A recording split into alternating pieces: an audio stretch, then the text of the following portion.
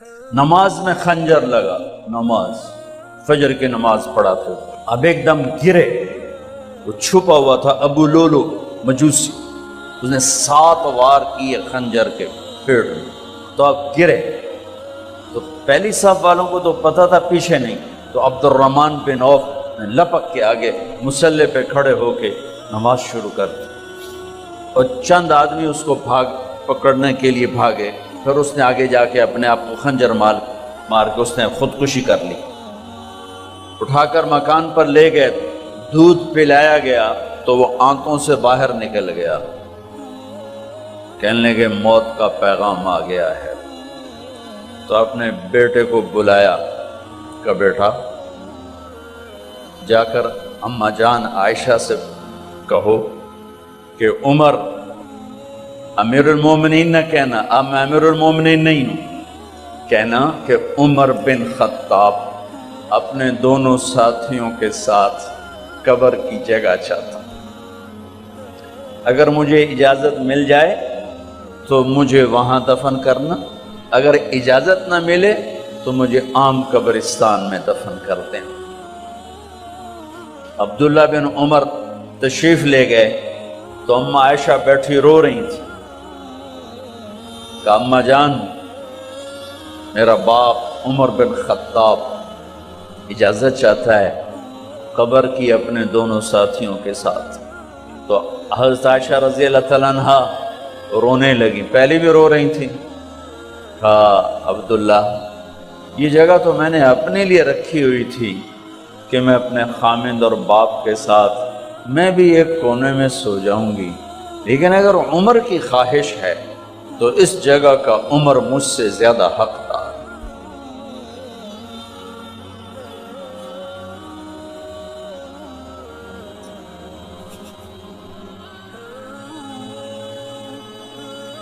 بیٹے نے آ کر کہا ابا جان مبارک ہو، اجازت ہو گئی، کہا بیٹا ہو گئی، لیکن جب میری میت اٹھاؤ تو دروازے پر جا کر رکھنا اور ایک دفعہ دوبارہ پوچھنا، ہو سکتا ہے میرے شرم میں اجازت دی ہو اور میرے مرنے کے بعد انکار فرما دیں، تو ایک دفعہ دوبارہ پوچھنا، اس وقت پہ اجازت ملے تو پھر لے جانا ورنہ واپس لے جانا۔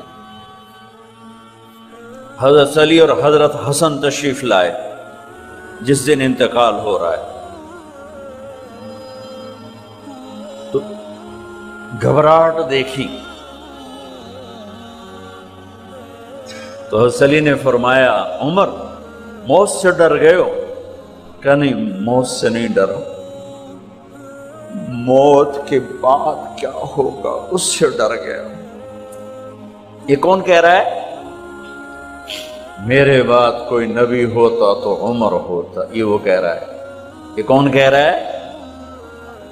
آپ نے کہا آج رات میں جنت میں گیا تھا، میں نے ایک بڑا خوبصورت محل دیکھا، سونے چاندی زمرد یاقوت موتیوں کا، میں نے کہا یہ کس کا ہے؟ تو مجھے کہا گیا یہ آپ کے غلام عمر بن خطاب کا ہے۔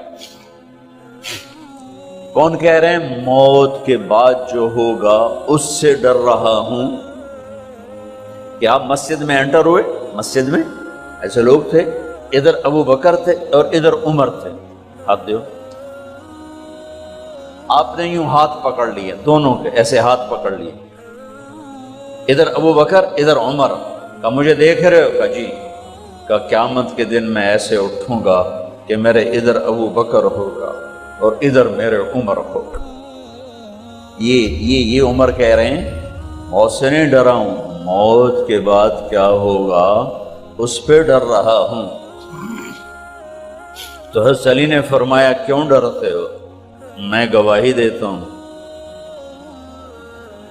میں نے کئی دفعہ اللہ کے محبوب سے سنا کہ جنت کے بڑی عمر کے، ایک تو نا جنت کے نوجوانوں کے سردار، وہ تو حسن حسین ہیں، میں نے کتنی دفعہ سنا اللہ کے نبی سے کہ جنت میں بڑی عمر کے لوگوں کے سردار ہیں ابو بکر اور عمر۔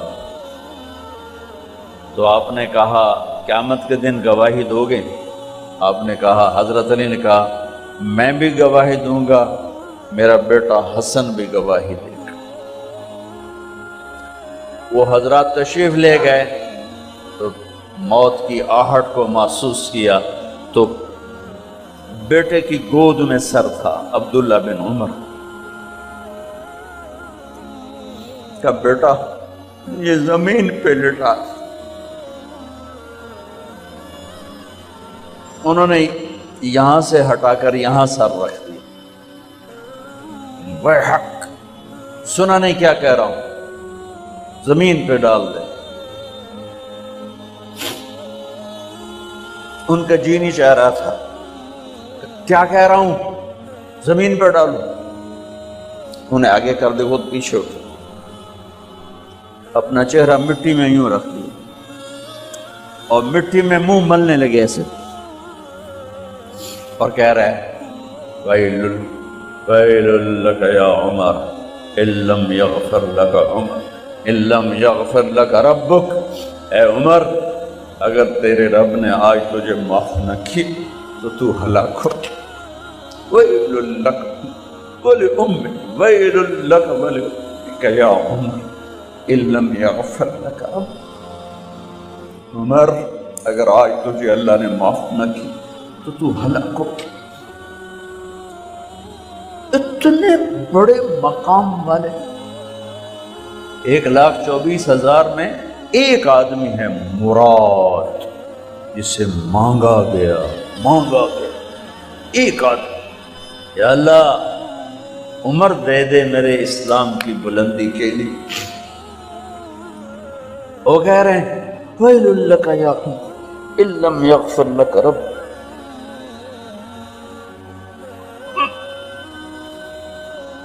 اے عمر تو برباد ہو گیا اگر تیرے رب نے تجھے معاف نہ کی۔ یہ کہتے جان نکل گئی۔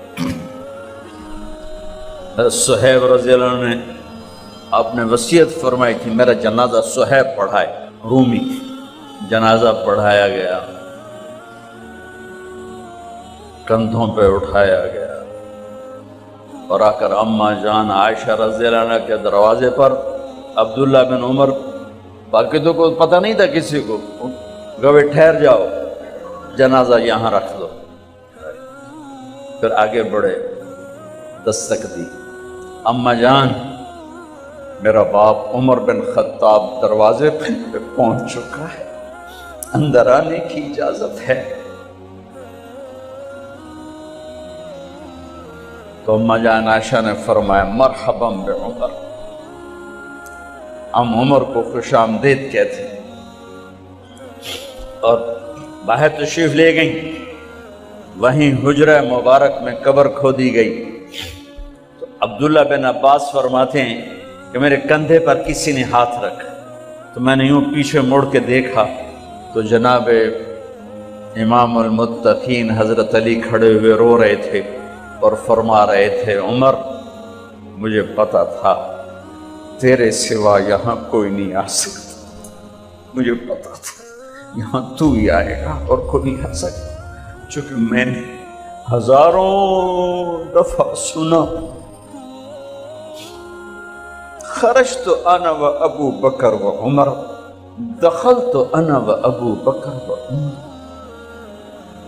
میں نے ہزاروں دفعہ اپنے نبی کی زبان سے سنا میں اور ابو بکر عمر گئے تھے، میں اور ابو بکر عمر آئے تھے، میں اور ابو بکر عمر اندر گئے تھے، میں اور ابو بکر عمر باہر گئے تھے، میں نے اپنے نبی کے نام کے ساتھ تجھے اور ابو بکر کو اتنا سنا ہے کہ کسی کو نہیں سنا، لہذا مجھے پتا تھا تو اسی جگہ پہ آئے گا، تیری یہی جگہ ہے۔ میرے بھائی بہنوں، یہ وہ لوگ ہیں جنہوں نے رضی اللہ عنہ کا ٹائٹل جیتا اور پھر روتے روتے مر گئے۔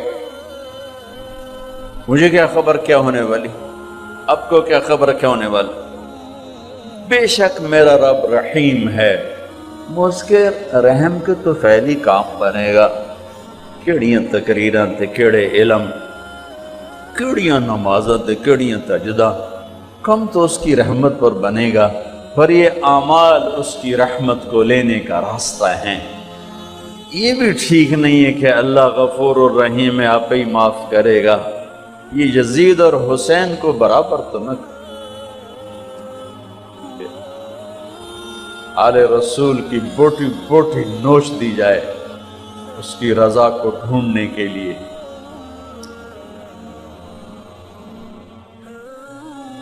وہ نہیں کہہ سکتے تھے اللہ بڑا غفور الرحیم۔ اس لیے بھائی بہنوں، معاملہ بے شک اللہ کی ذات سے ہے، بڑا کریم ہے، آنسو دیکھنا چاہتا ہے، ندامت دیکھنا چاہتا ہے۔ کون ہے جس سے گناہ نہیں ہوتا؟ کون؟ میں اسے انسان ماننے کے لیے تیار نہیں۔ یا تو وہ کوئی فرشتہ ہے یا نبی ہے، نہ نبی آ سکتا ہے نہ ہم فرشتے ہیں، وہ انسان ہی نہیں جس سے خطا نہ ہو۔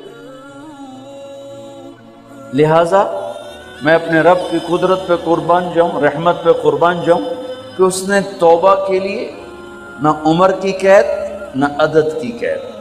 ابھی تو 60 سال کا ہو گیا ہے، 70 سال کا ہو گیا، اب تیری کوئی توبہ نہیں، آخری سانس میں آ جا، قبول ہے۔ ابھی تیری 100 دفعہ ٹوٹ چکی ہے توبہ، اب 101 دفعہ قبول نہیں، 1 کروڑ دفعہ توڑ کے آ جا، قبول ہے۔